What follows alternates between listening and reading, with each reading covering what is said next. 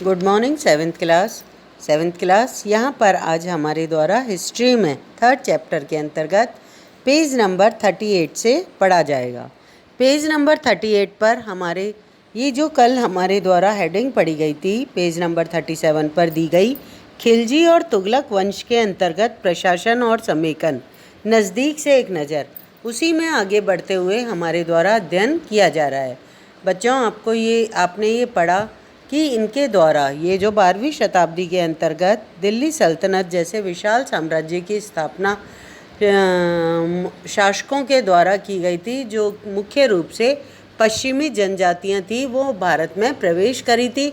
लेकिन जाते जाते इन्होंने शासकों के रूप में अपने गुलामों को ही शासक बना दिया था और ये अपने मूल देशों को चले गए थे। इसके पीछे इनकी क्या सोच थी वो हम यहाँ पर पढ़ रहे हैं। पेज नंबर 38 पर ऊपर ही ऊपर आपके एक बॉक्स बना हुआ है जिसमें दे रखा है बेटों से बढ़कर गुलाम। सुल्तानों को ये सलाह दी जाती थी, सुल्तान से मतलब जो शासक जिन्होंने भारत में प्रवेश किया था और अपने साम्राज्य का विस्तार किया था, उन शासकों को ये सलाह दी जाती थी।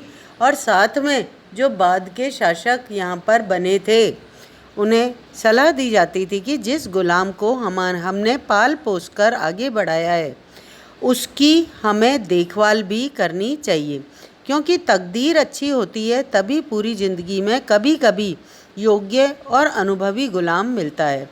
बुद्धिमानों का कहना है कि योग्य और अनुभवी गुलाम बेटे से भी बढ़कर होता है। आपके यहाँ पर एक क्वेश्चन भी दे रखा है बेटा, क्या आपको गुलाम को बेटे से बढ़कर मानने का कोई कारण समझ में आता है? बच्चों, यहाँ पर ये जो गुलाम वंश की स्थापना भारत के अंदर की गई थी, बच्चों ये गुलाम वंश की स्थापना करने के कारण भारत में विशाल साम्राज्य दिल्ली सल्तनत का साम्राज्य का विस्तार हुआ था। इन्होंने अपनी बहुत बड़ी सीमाओं का विस्तार किया था बेटे। तो ऐसी स्थिति के अंतर्गत हम इन्हें अपने उससे अलग नहीं कर सकते हैं। मतलब हम ये कह सकते हैं कि एक्सपीरियंस होल्डर व्यक्ति यदि शासक के पद पर बैठता है तो बहुत अच्छे से साम्राज्य की सीमाओं का विस्तार भी करता है और साथ में साम्राज्य का संरक्षक भी बनता है। आगे बढ़ते हैं इसी बॉक्स के नीचे। खिलजी और तुगलक शासक बदंगों का इस्तेमाल करते रहे थे। बदंगों से मतलब है आपके गुलामों का इस्तेमाल करते रहे थे और साथ ही अपने पर आश्रित निम्न वर्ग के लोगों को भी ऊंचे राजनीतिक पदों पर बैठाते रहे थे। ऐसे लोगों को सेनापति और सूबेदार जैसे पद दिए जाते थे। लेकिन इससे राजनीतिक अस्थिरता भी पैदा होने लग गई थी। राजनीतिक अस्थिरता क्यों पैदा होने लग गई थी? क्योंकि जब निम्न वर्ग के लोगों को ऊंचे पदों पर आसीन किया जाने लगा तो जो समान राजनीतिक पदों पर आसीन व्यक्ति थे, सेनापति थे पहले से नियुक्त, वो क्या होने लगे? वो शासक के खिलाफ होने लगे थे। गुलाम और आश्रित अपने मालिक और संरक्षकों के प्रति तो वफादार रहते थे, मगर उनके उत्तराधिकारों के प्रति वफादार नहीं होते थे। नए सुल्तान के अपने नौकर होते थे।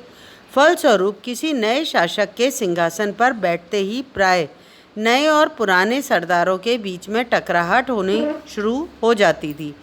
सुल्तान के द्वारा निचले तबके के लोगों को संरक्षण दिए जाने के कारण उच्च वर्ग के कई लोगों को गहरा धक्का भी लगता था। फारसी तारीख के लेखकों ने निचले खानदान के लोगों को ऊंचे पदों पर बैठाने के लिए दिल्ली के सुल्तानों की आलोचना भी की है। यहाँ पर बेटा साइड में एक बॉक्स दे रखा है जिसमें आश्रित शब्द की परिभाषा दे रखी है।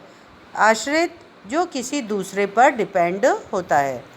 यहाँ पर इसकी परिभाषा में क्या दे रखा है? जो किसी अन्य व्यक्ति के संरक्षण में रहता है, उस पर निर्भर रहता है, उसे आश्रित कहा जाता है। फिर उसके बाद यहाँ पर आपके नीचे की साइड में एक बॉक्स फिर बना हुआ है जिसमें लिखा हुआ है सुल्तान मोहम्मद तुगलक के अधिकारी जन। सुल्तान मोहम्मद तुगलक ने अजीज खुमार नामक कलाल, शराब बनाने और बेचने वाला, फरूज हज्जाम नामक नाई, मनका तब्बाक नामक बावर्ची और लड्ढा तथा पीरा नामक मालियों को ऊंचे प्रशासनिक पदों पर बैठाया था। 14वीं शताब्दी के मध्य में इतिहासकार जियाउद्दीन बर्नी ने इन नियुक्तियों का उल्लेख सुल्तान के राजनीतिक विवेक के नाश और शासन करने की अक्षमताओं के उदाहरण के रूप में दिया था। आपको पहले भी मैंने बताया था, ये जो मोहम्मद तुगलक था, इसे इतिहास में एक आपके नए नए एक्सपेरिमेंट करने वाला शासक के नाम से जाना जाता है। इसने दिल्ली को राजधानी चेंज कर दी थी और भी कई ऐसे कार्य किए थे जिसके कारण इतिहास में इसे इस तरह का नाम दिया गया है। आपके ख्याल से फ़ारसी बर्नी ने सुल्तान की आलोचना क्यों की थी? क्योंकि बर्नी जो था वो खुद साहित्यकार था, एक अच्छे परिवार से रिलेटिव था, ऊंचे पद पर आसीन व्यक्ति था, और जब नीचे निम्न कैटेगरी के व्यक्तियों को उच्च पदों पर, उच्च प्रशासनिक पदों पर बैठाया गया और उनकी शक्तियों को बढ़ाया गया, तो नेचुरल है कि उसके द्वारा उनकी आलोचना की गई होगी या शासक के कार्यों की आलोचना की गई होगी।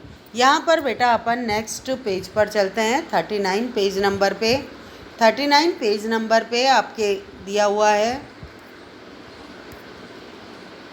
एक मिनट बेटे, 39 पेज नंबर पर आपके दे रखा है, पहले वाले सुल्तानों की तरह खिलजी और तुगलक शासकों ने भी सेना नायकों को भिन्न भिन्न आकार के इलाकों के सूबेदार के रूप में नियुक्त किया था।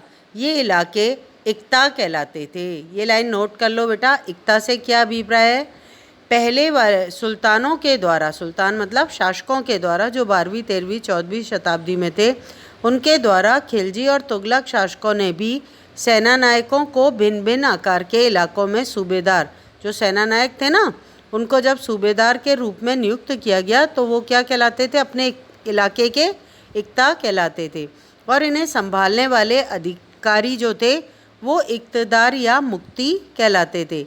मुक्ति का फर्ज था सैनिक अभियानों का नेतृत्व करना और अपने इक्तों में कानून व्यवस्था को बनाए रखना।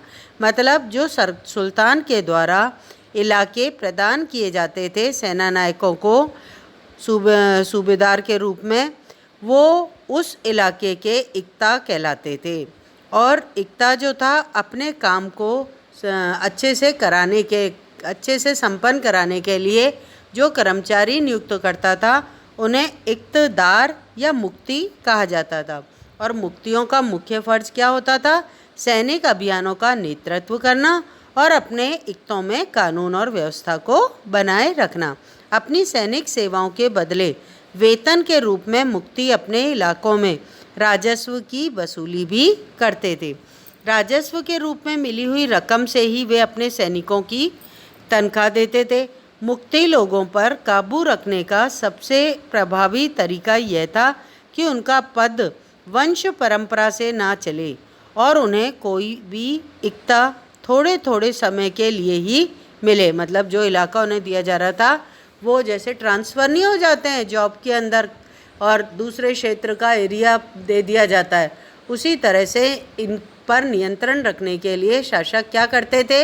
एक तो वंशानुगत इनको इलाके नहीं दिए जाते थे और दूसरा इनको कुछ समय के बाद चेंज करके दूसरे इलाके का इक्ता बना दिया जाता था। थोड़े थोड़े समय के लिए मिले जिसके बाद उनका स्थानांतरण कर दिया जाता था। स्थानांतरण इंग्लिश में अपन ट्रांसफ़र को कहते हैं बेटा। सुल्तान अलाउद्दीन खिलजी और मोहम्मद तुगलक के शासनकाल में नौकरी के इस कठोर नियम का बड़ी ही सख्ती से पालन किया गया था। मुख्य रूप से आपके खिलजी, अलाउद्दीन खिलजी जिसे हम का जो शासनकाल था, और दूसरे नंबर पे मोहम्मद तुगलक, इनके शासनकाल में नौकरी के दौरान इन कठोर नियमों का पालन किया गया था। मुक्ति लोगों के द्वारा एकत्र किए गए राजस्व की रकम का हिसाब लेने के लिए राज्य द्वारा लेखा अधिकारी भी नियुक्त किए जाते थे। इस बात का भी ध्यान रखा जाता था कि मुक्ति राज्य द्वारा निर्धारित कर ही वसूले और तय संख्या के अनुसार ही सैनिकों को रखे। जब दिल्ली के सुल्तान शहरों से दूर आंतरिक इलाकों को भी अपने अधिकार में ले आए तो उन्होंने भूमि के स्वामी, सामंतों और अमीरों को भी अपनी सत्ता के आगे झुकने को बाध्य कर दिया। अलाउद्दीन खिलजी के शासनकाल में भू राजस्व की निर्धारण और वसूली के कार्य को राज्य अपने नियंत्रण में ले आया था।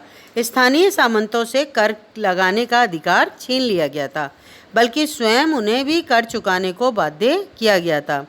सुल्तान के प्रशासकों ने जमीन की पैमाइश की और उनका हिसाब किताब बड़ी ही सावधानी से रखा था।